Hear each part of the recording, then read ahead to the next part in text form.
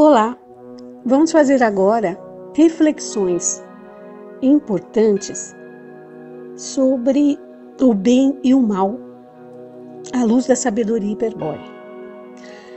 Mas, na verdade, é claro que a sabedoria hiperbórea, quando ela é estudada, ela vai se envolver, digamos, com observações que a própria pessoa que estuda faz ao longo da sua vida. Então, o bem e o mal, é claro, são expressões abstratas. Você não pode ter fisicamente o bem, nem fisicamente o mal. E essa distinção só ocorre mesmo no campo das ideias. Só ocorre na nossa mente. Porque verdadeiramente, fisicamente, materialmente, não existe nem o bem e nem o mal. Mas enfim, normalmente, quando a pessoa começa a buscar as verdades escondidas do mundo, isso começa a ocorrer muito cedo. Normalmente, na própria infância, como aconteceu comigo, como aconteceu com vários de vocês, tenho certeza, e começaram a observar que o mundo era meio estranho, que o mundo em si era totalmente absurdo. Certas coisas que aconteciam no mundo não tinham um nexo, não tinham uma razão que fosse clara, não é? E nisso se inclui a história dessa dualidade que nós temos abstratamente na mente de bem e mal. A sabedoria hiperbórea fala muito de confusão estratégica, né? Confusão estratégica. O que é confusão estratégica nos seres humanos, na humanidade? É justamente o fato de não ter o real entendimento do mundo em que vive. E por que é estratégica? Porque é utilizada, essa confusão ela é feita de propósito por aqueles que dominam esse mundo material, que no caso é o demiurgo, criador desse universo material, e também os seus asseclas, que seriam os senhores da face tenebrosa, os siddhas traidores. Deuses que vieram de fora e são traidores da humanidade. Pois bem, a questão do bem e do mal começa já quando olhamos a natureza. Nós, quando crianças, adolescentes, começamos a observar as coisas que ocorrem. Primeiro, a miséria e a pobreza de alguns, a doença, como fez Siddhartha Gautama quando saiu do seu palácio e foi em busca da verdade, e ele começou a ver a doença, a morte, a miséria. E ele não conhecia isso no seu palácio. Ele não conhecia isso no seu mundo espiritual, na sua família real e original. Então ele veio para o mundo da matéria e conheceu a miséria, a fome, a doença, a velhice, a morte. E com isso ele deu uma grande lição, porque ele foi buscar em todos os cantos do mundo por que isso acontecia, como nós fazemos, como é o caminho de todo iniciado, de todo aquele que busca a verdade. Então nós víamos, quando crianças, pessoas pobres, pessoas sofrendo com doenças e outras pessoas jogando dinheiro pela janela. Ou seja, pessoas em carros de luxo, fazendo viagens luxuosas, né? Usando roupas caras, tênis de 400, 500 reais, como nós vemos hoje. E nós nos perguntávamos, mas por quê? Por que isso? Né? Qual é o motivo de ter tanta tanta coisa errada, né? E normalmente nós víamos que as pessoas pobres eram pessoas mais amigáveis e as pessoas mais ricas eram pessoas mais distantes, mas também tinham problemas. Isso que era interessante, né? E também nós víamos que o que era o bem para um era o mal para o outro, né?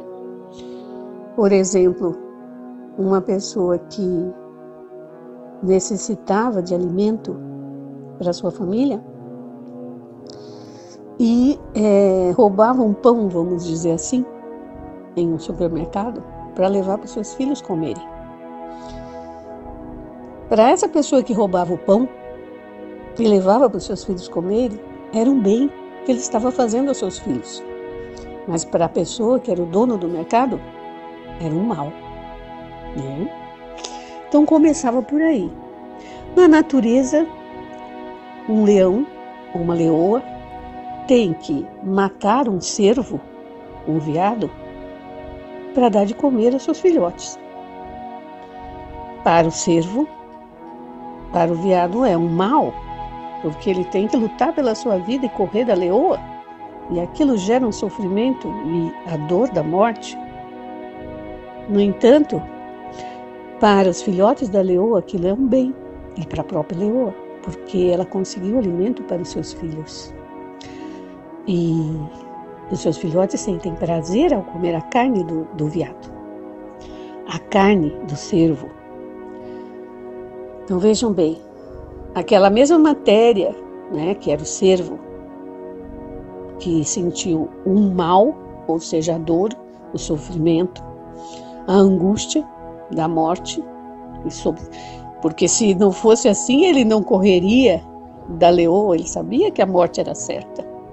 E ele lutava pela sua sobrevivência.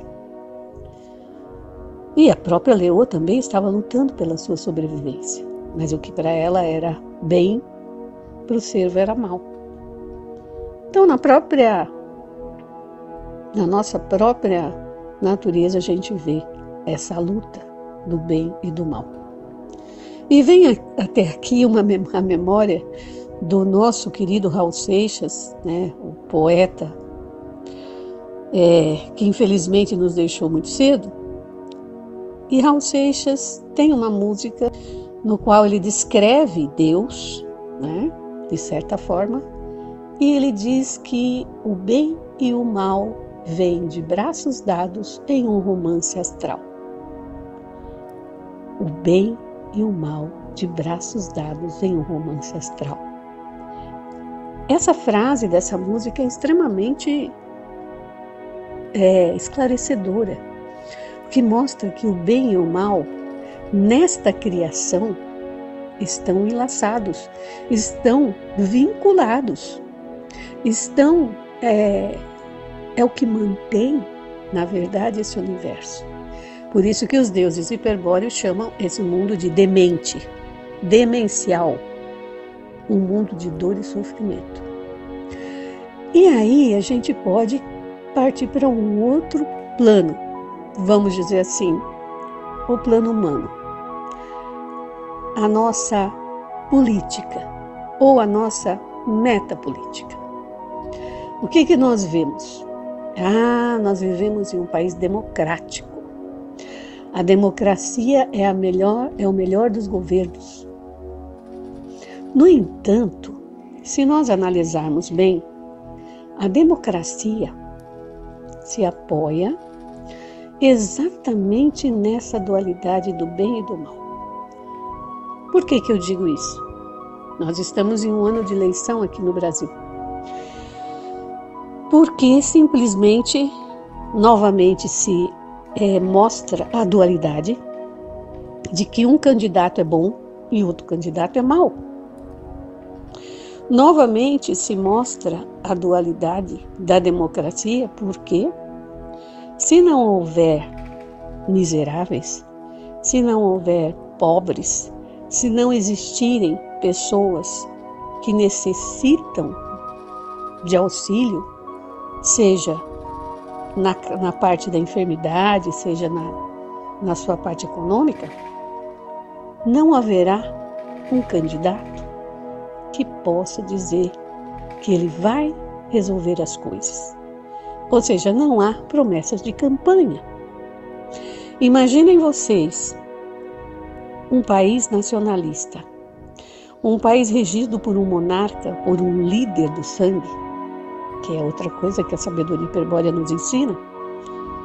E esse líder do sangue, ou esse monarca, aclamado pelo povo, amado pelo povo, e traz para o seu país a melhor forma de vida, que todos realmente tenham o necessário para viver e um pouco mais, que possam usufruir da riqueza do país, que possam desenvolver o país juntamente, todos em conjunto, como uma grande nação, que é isso que é o nacionalismo. Mas na democracia não, na democracia é necessário que haja pessoas necessitadas para que elas acreditem nas promessas dos candidatos. Se desaparecem os miseráveis, os pobres, os necessitados, desaparece a democracia.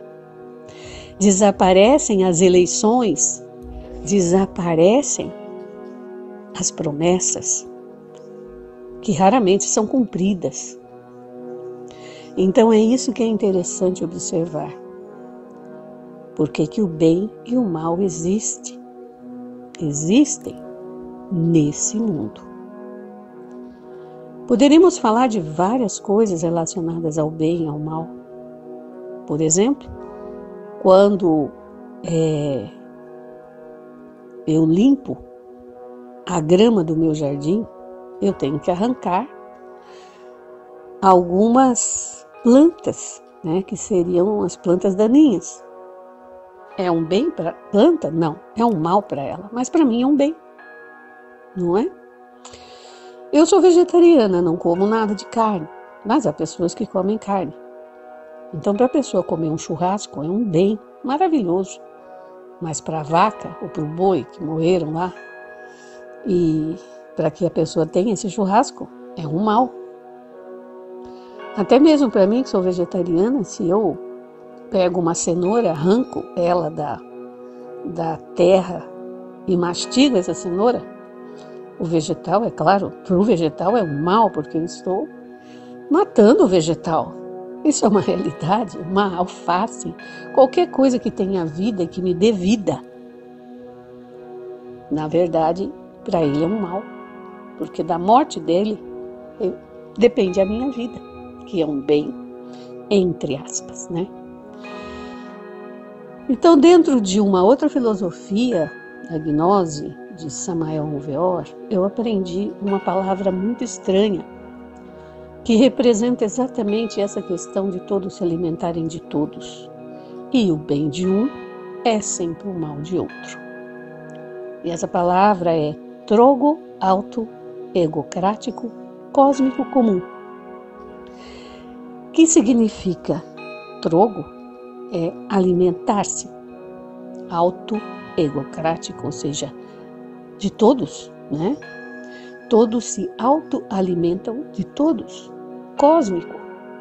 Cósmico se refere ao quê? Ao universo. E comum a todos. Todos têm essa necessidade. Até a pessoa que não come e respira, vive de ar ou vive de luz, está se alimentando de alguma coisa material. Então, a matéria para existir necessita que exista o bem e o mal. E isso se reflete em nossas vidas. Como disse em um outro áudio, o Francisco, sempre nós estaremos fazendo, mesmo que tenhamos as melhores intenções, pensando que estamos fazendo bem, poderemos estar fazendo mal. Porque a matéria onde estamos inseridos, essa alma e esse corpo, foram feitos dentro dessas leis da dualidade. Dentro dessas leis da dualidade. Em nosso corpo existe a dualidade. Nós temos 2 pés, nós temos 2 orelhas, nós temos 2 mãos, nós temos 2 pernas, temos 2 olhos. Existe essa dualidade necessária e que representa a constituição da matéria. Então, o bem e o mal estarão sempre de braços dados no romance astral, enquanto existir esse mundo material. E o que é pior, nós nem sequer conseguimos conceber um mundo sem dualidade. Tanto é a nossa confusão estratégica, tanto é a nossa confusão espiritual. Nós não podemos sequer imaginar um mundo onde não exista a dualidade deste. Porque fomos inseridos aqui e estamos aprisionados aqui em uma ilusão, em um sonho de Brahma, o demiurgo. Então, só para nós refletirmos sobre isso, olharmos à nossa volta, olharmos dentro de nós, a dualidade que existe dentro de nós também, entre a alma, que é repleta de desejos, paixões, incertezas, e o espírito, que é pura vontade, pura força, pura ação. E isso a gente descobre muito mais quando estuda a sabedoria hiperbórea a fundo e o nosso mundo se transforma. E descobrimos finalmente que não pertencemos a este mundo. Esperamos que tenhamos contribuído com algo na sua busca espiritual. Força e honra a todos. Se a mensagem que você ouviu ressoa como sua verdade interior e quer saber mais a respeito da sabedoria hiperbórea, então acesse o link na descrição para conhecer o trabalho do Movimento Veganista Emergente e também para baixar gratuitamente o livro O Mistério de Belicena Avilca.